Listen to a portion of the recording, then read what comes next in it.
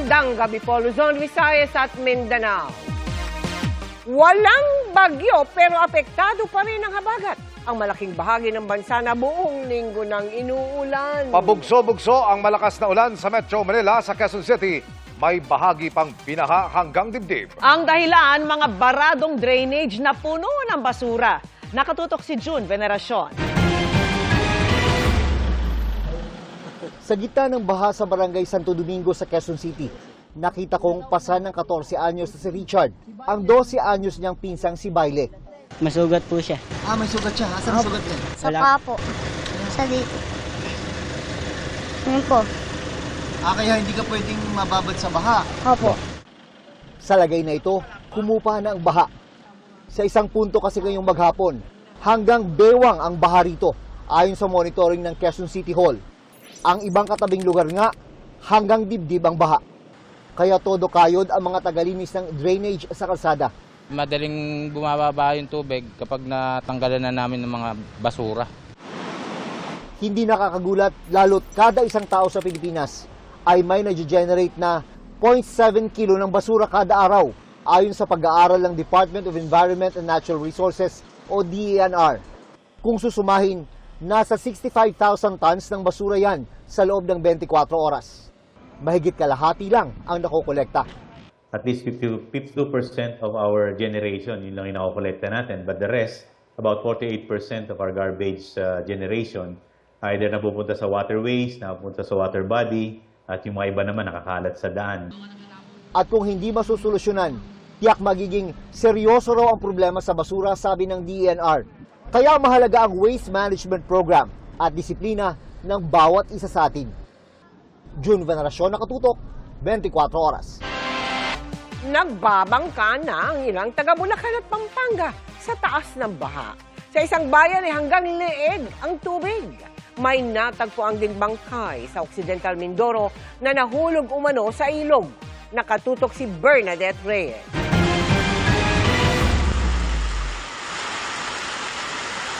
Nagmistulang malawak na ilog ang mga kalsada sa bahaging ito ng Bacolor, Pampanga. Abot leeg na kasi ang tubig. Sobrang taas po, sobrang lalim po ng tubig ngayon compare last year.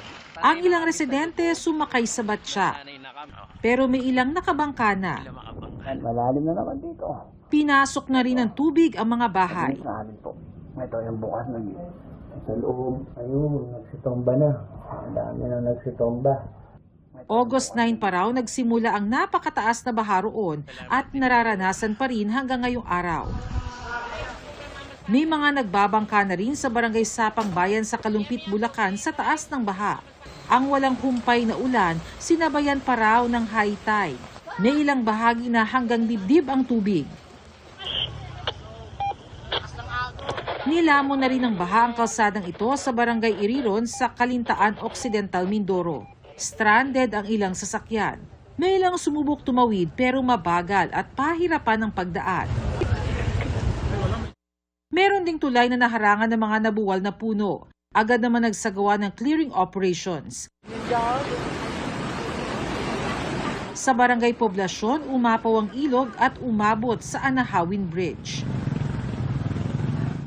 Humambalang naman sa daan ang gumuhong lupa na may kasama mga puno sa bayan ng San Marcelino sa Zambales. Sa Sariaya, Quezon, bangkay na nang matagpuan ng isang lalaki sa Bantilan River. Nahulog umano sa ilog ang biktima sa kasagsagan ng masamang panahon. 3 araw na nagsagawa ng search and retrieval operation bago siya nahanap ng mga otoridad. Hindi naman bababa sa 3,000 individual ang apektado ng mga pagbaha sa Jaén, Nueva Ecija. Namahagi na ng tulong ang lokal na pamahalaan sa mga residente, kabilang ang pagkain at mga gamot. Halos mag-zero visibility naman sa kahabaan ng El Sumulong Memorial Circle Antipolo ilang minuto bago mag-alas 7 ng umaga kanina dahil sa malakas na buhos ng ulan. Ayon sa Pag-asa, walang bagyo pero apektado pa rin ng habagat ang buong Luzon at kanlurang bahagi ng Visayas. Bernadette Reyes, nakatutok, 24 oras. Patong-patong na perwisyo naman sa mga motorista sa Valenzuela ang mabilis na pagtaas ng baha at malubak pang mga daan. Ang mga pinataasang kalsada, inirereklamo rin ng ilang residente dahil mga bahay raw nila ang nalulubog sa tubig. Ang latest, tinutukan live ni Bea Pinla. Bea. Vicky, pabugso-bugso ang buhos ng ulan dito sa Valenzuela City ngayong gabi. Bagamat bumaba na, hindi pa rin tuluyang humuhupa ang baha rito sa G. Lazaro Street sa Barangay Dalandanan. Nagngangalit ang lakas ng ulan sa ilang bahagi ng Metro Manila kaninang umaga. Sa Valenzuela City, mabilis tumaas ang baha sa MacArthur Highway sa bahagi ng Barangay Dalandanan. Patong-patong na kalbaryo ang sinuong ng mga motorista. Malakas na ulan, perwisyong baha, usad pagong na traffic at lubak-lubak na daan. Delikado po yung ganun. May baha na nga tapos lubak-lubak pa. Hindi makita, lalo yung mga nakamotor, hindi makita kung nasaan yung lubak. Sobrang delikado po lalo na pagka hindi siya nakikita. Kasi may chance po na ma-semplang yung mga rider. May ilang motoristang umatras na lang. Sakit sa ulong baha rin ang naranasan sa Malabon. Nang bahagyang kumalma ang panahon kinahapunan, unti-unti nang bumaba ang baha sa MacArthur Highway. Pero nagmistulang lawa pa rin sa ilang bahagi ng Valenzuela, kabilang na ang G. Lazaro Street sa Barangay Dalandanan. Si Shiala, nakakandado na ang bahay na puno raw ng tubig baha sa loob. Nakikitira na lang daw silang mag-asawa sa kapitbahay nila na may second floor. Tiis lang kasi dito kami naghanap buhay. Pagod man pero tinitiis lang. Kwento ng mga residente roon, ilang beses nang pinatataasan ang mga kalsada nila. Pero habang pataas ng pataas daw ang kalsada, palubog naman daw ng palubog sa baha ang mga bahay nila. Nababa na kasi yung lugar namin. Tapos mataas na yung kalsada, kaya ang tungo ng tubig doon sa amin. Wala pong magagawa. Talagang tiis na lang.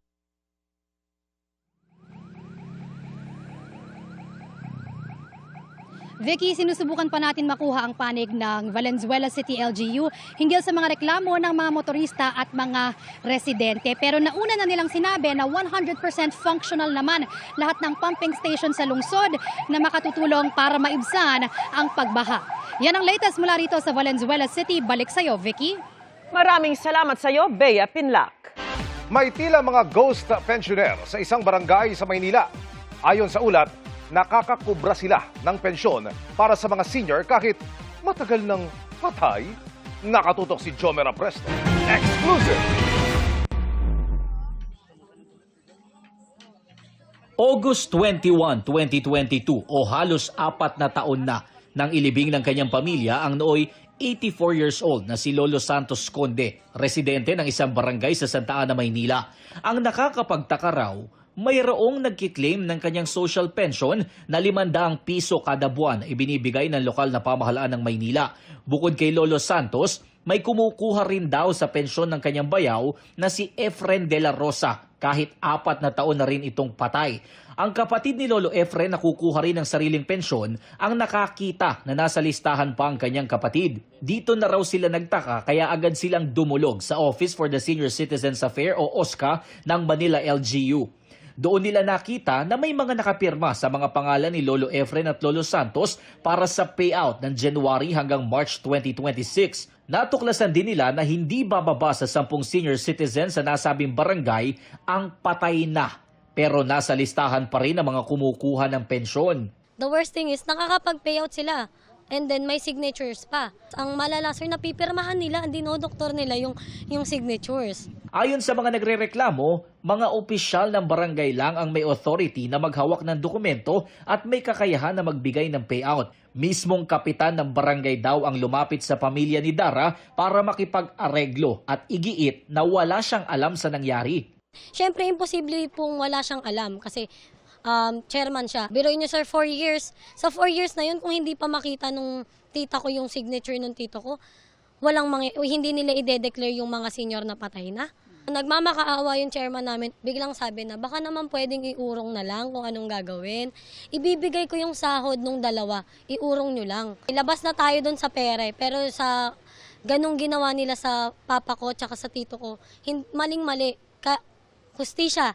Desidido raw ang pamilya ni Dara na ituloy ang kanilang reklamo laban sa barangay. Ang asawa ni Lolo Santos na si Elsa, hindi raw makapaniwala sa nangyari. Kaibigan ho namin magkakapatid yan kaya ni sa hinagap, hindi ho namin akalain na gagawin niya sa pamilya namin ng ganyan. Parang ang hirap po ba tanggapin na ganun? Kasi alam ho ng buong barangay kung gaano kami kahirap. Narito ako sa mismong barangay hall na inirereklamo ng ilang residente. Sinubukan namin makipag-ugnayan sa mga opisyal ng barangay pero ayon sa ilang naka-duty na tanod, walang mga opisyal ng barangay na naka-duty sa mga oras na ito. Bukod sa investigasyon ng OSCA, dumulog na rin kanina sa istasyon ng pulisya ang pamilya ni Dara para magsampa ng karagdagang reklamo laban sa ilang opisyal ng kanilang barangay. Ayon sa pulisya, posibleng maharap sa patong-patong na reklamo ang sino mang mapatutunayang sangkot sa nasabing iligal na aktibidad. Sabi ng DILG, aalamin muna nila ang katotohanan sa likod ng kwento bago magbigay ng komento. Habang hinihintay pa namin ang tugon ng Manila LGU. Jomer Apresto, nakatuto, 24 oras. Dahil sa pag-aresto ng mga Chinese sa isang pabrika ng bakal sa Misamis Oriental, kung kaya nagbanta ang China laban sa mga Pilipino sa kanilang bansa. Tinawag niyang blackmail at extortion ni Defense Secretary Gibo Teodoro. Tila tinutuon naman yan dahil 100 Pilipino ang inaresto. Nakatutok si JP Soriano. Nakikipag-ugnayan na raw ang Department of Foreign Affairs sa Philippine Embassy sa Beijing kaugnay ng anunsyo ng Chinese Foreign Ministry na mahigit 100 Pilipino ang inaresto o inaksyonan dahil sa illegal umanong pagtatrabaho o paninirahan sa China. Sabi ng DFA, inaalam na nito ang eksaktong bilang ng mga inarestong Pinoy, ang dahilan bakit sila inaresto, pati na ang kanilang kalagayan. Nais nilang matiyak na mabibigyan sila ng due process at matulungan kung kailangan. Pero lumabas sa pagdinig sa Senado kahapon ang isa umanong pagbabanta ng China. Ayon kay Presidential Anti-Organized Crime Commission Executive Director Benjamin Acorda Jr. Pagkatapos ng raid, pumunta sa kanyang tanggapan ng mga kinatawan ng Chinese Embassy sa Pilipinas at nagbabala na posible umano nilang arestuhin ang mga Pilipino sa China kung hindi raw palalayain ng Pilipinas ang mga naarestong Chinese national. During their visit to my office, Madam Chair, yan ang isang masakit. Because after our conversation, sinabihan po tayo na there is a threat na uhulihin din ang mga Pilipino sa bansa nila pag hindi natin pinakawalan ang mga world Chinese workers. Ang tinutukoy nila ang 69 na naarestong mga Chino nang i-raid ng mga otoridad noong Mayo ang isang steel manufacturing facility sa Misamis Oriental. Wala kasi silang work permit para magtrabaho sa Pilipinas. Not something to be appreciated at all. Yung ganyang mga banta of simple retaliation para sa legitimate law enforcement operations. Si Defense Secretary Gilberto Gibo Teodoro Jr. naman, tinawag na blackmail at extortion ang ginawa ng China na pag-aresto sa mga Pilipino. Kinunde na rin niya ang umano'y pagtatangka ng China na manghimasok sa law enforcement process ng Pilipinas at ang anyay blatant blackmail laban sa mga Pilipino. Hinihingan pa namin ng pahayag ang Chinese Embassy kaugnay sa issue. Pero nakausap ng GMA News ang isang opisyal ng China sa kondisyong hindi siya papangalanan. Sabi niya ang ginawang aksyon laban sa mahigit 100 na Pilipino sa China ay maituturing na warning pa lang. Posible raw kasing lalo pang maghigpit ang China laban sa mga Pilipinong iligal na nagtatrabaho o overstaying na sa Hong Kong at Macau. Lalo na raw kung magpapatuloy ang tensyon sa pagitan ng Pilipinas at China. Sa datos ng gobyerno ng Pilipinas, aabot sa mahigit 230,000 na Pilipino ang nagtatrabaho sa Hong Kong at Macau, pero hindi pa tiyak kung gaano karaming Pilipino ang may tuturing na undocumented o overstaying sa Hong Kong at Macau na ituturing na Special Administrative Region ng China. JP Soriano, nakatutok 24 oras. Hindi napigil ng ulan ang protesta ng iba't ibang labor group sa tanggapan ng Department of Labor and Employment. Apelan nila sa DOLE, huwag sundin ang extension sa suspensyon ng dagdag 85 pesos sa minimum wage sa Metro Manila. At nakatutok si Jonathan Andal. Mula 695 pesos noong nakaraang buwan, 755 pesos na kada araw ang sweldo ngayon ng waiter na si Val. Kahit kasi pinigil muna ng korte, itinuloy ng amo ni Val ang utos ng Regional Tripartite Wages and Productivity Board NCR na dagdagan ng 60 pesos ang arawang sahod ng mga manggagawa sa Metro Manila ngayong taon na bahagi ng 85 peso wage increase. Laking pasalamat ni Val sa kanyang amo lalo't may pinapaaral pa siyang 3 nakababatang kapatid. Masayang-masaya po ako. Sobrang laking bagay po na tumaas po yung sahod namin. Nagkataon lang na kaya namin magpasahod ng ganun. At the same time, maganda yung pasok ng benta sa amin. Kung wala rin naman sila, di rin naman namin kaya magpasahod, di ba? Pero may mga manggagawang hindi pa rin makatatanggap ng dagdag sahod. Kaya nagrally kanina sa harap ng tanggapan ng Department of Labor and Employment o DOLE ang mga labor group. Pinalawig pa kasi ng korte ang suspensyon sa pagbibigay ng 85 pesos na increase sa minimum wage matapos pagbigyan ng korte ang hiling ng 2 construction company na preliminary injunction. Mananatili ito hanggat wala pang desisyon ng korte sa mismong petisyon laban sa wage increase. Pero para may patupad ang injunction, kailangang maglagak muna sa korte ng 10 bilyong pisong bond ang mga kumpanyang nagpetisyon. Yun na nga yung ironic doon. Kaya pala magbigay ng 10 billion na ban, pero kung idinagdag na lang yon sa dagdag sahod ng mga manggagawa, wala na tayong ganitong problema. Sabi ng mga nagpetisyong kumpanya, magreresulta ang mas mataas na minimum wage sa mas mababang kita ng mga negosyo, pagbabawas ng mga trabahador, posibleng pagsuspinde ng operasyon o tuluyang pagsasara ng kumpanya. Sabi ng korte, mas mabigat ang pagkawala ng trabaho kaysa sa pansamantalang hindi pagtanggap ng karagdagang sahod. Pero panawagan ng mga manggagawa, huwag sundin ni Labor Secretary Francis Tolentino ang injunction at ituloy pa rin ang wage increase. Ang gusto namin noon pa, sabihin niya na hindi niya kinikilala ang jurisdiction ng Korte ng Pasig. Kasi mayroon siyang kapangyarihan sa batas na ipatupad solely by the DOLE. So ngayon, sasabihin niya, sumusunod siya sa proseso, hindi totoo yun, kalokohan yun. No? Sumusunod, ang ibig lang sabihin nun, pabor siya sa mga kumpanya, against siya sa worker. Yun lang ang ibig sabihin nun.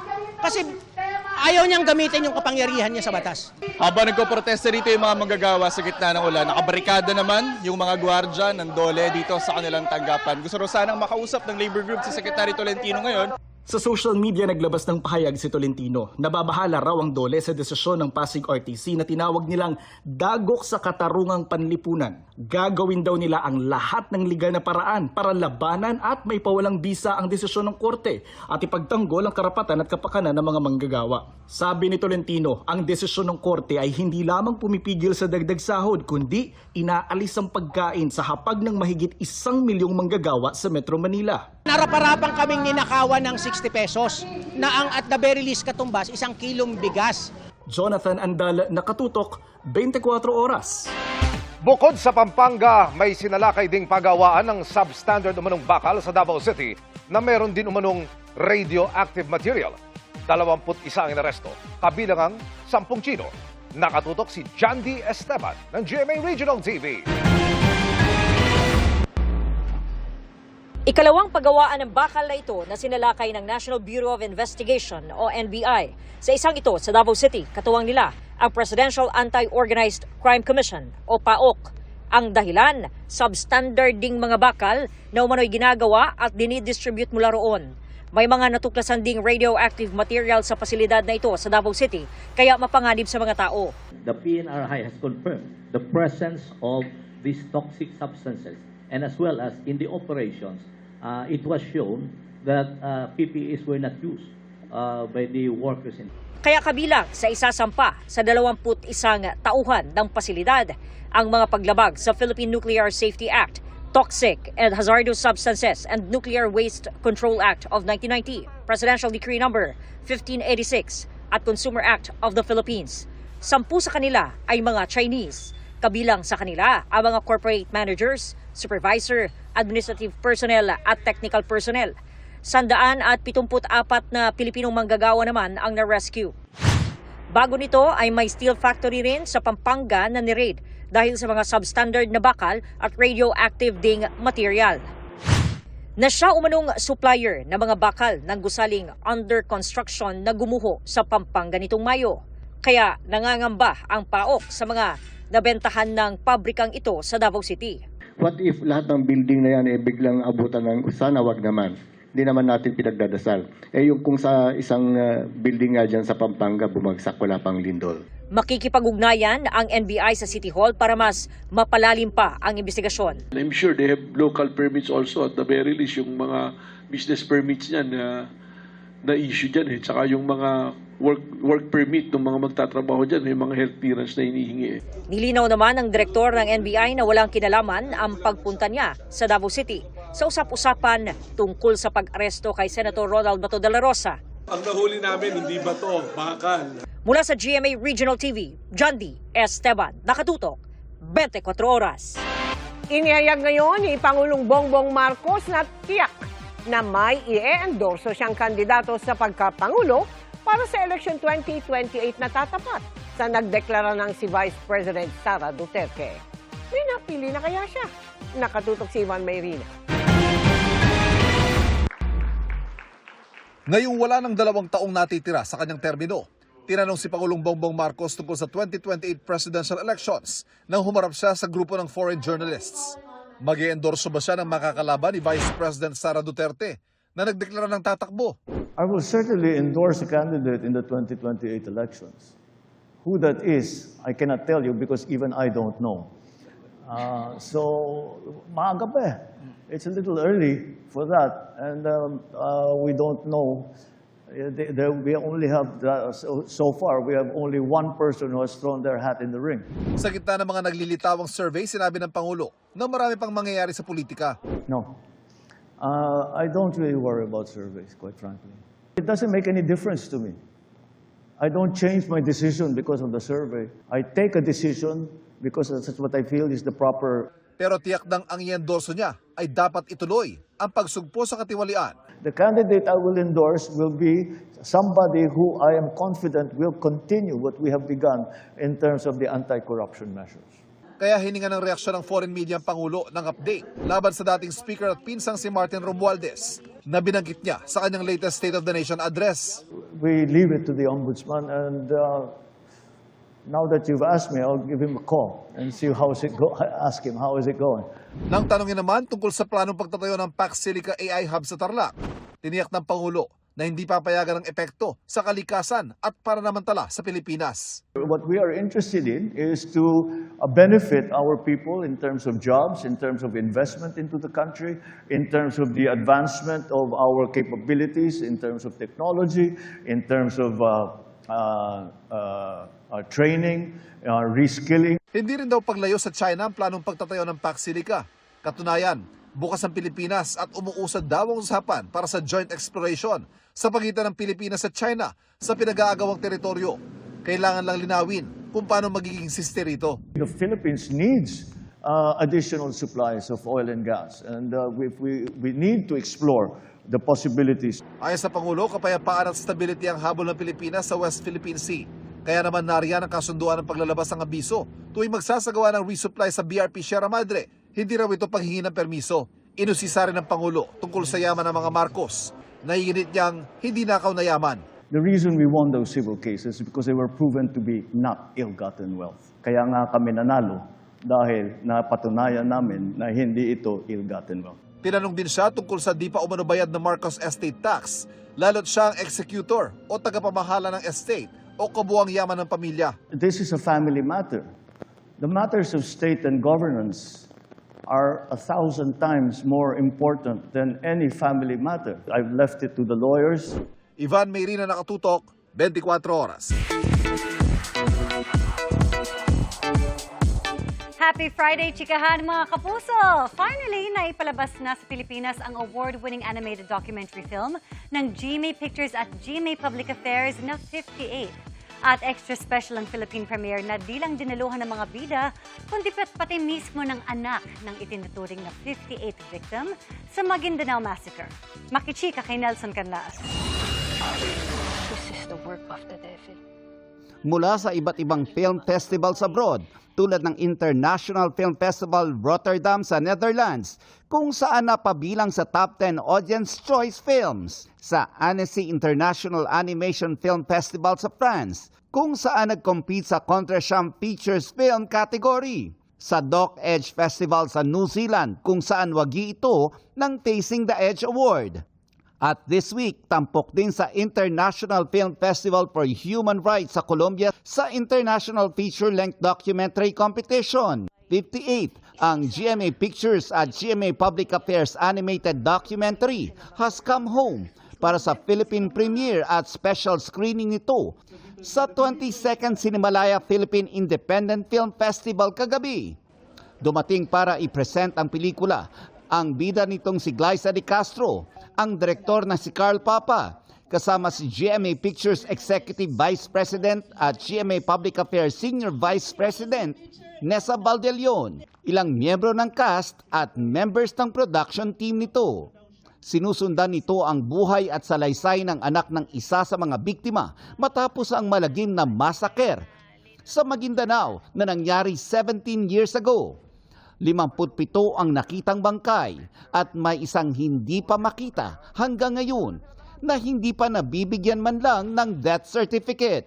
Siya si photojournalist Reynaldo Bebot Momay, ang itinuturing na victim number 58. Actually, nung nagpunta kami sa Rotterdam for the European premiere, may mga Pilipino din naman nanood. Pero syempre iba pa rin kapag dito pinalabas sa atin.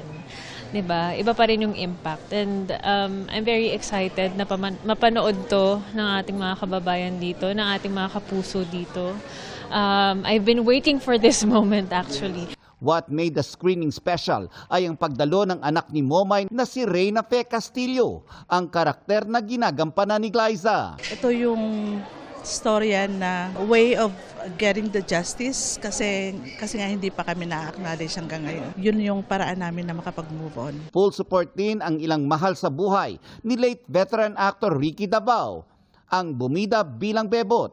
Dumating din para sumuporta ang multi-awarded broadcast journalist na si Jessica Soho. Sana ho mapanood ng mas marami itong pelikulang ito na pinaghirapan po ng GMA Public Affairs based on a real story, di ba? Nelson Canlas, updated sa Showbiz Happening.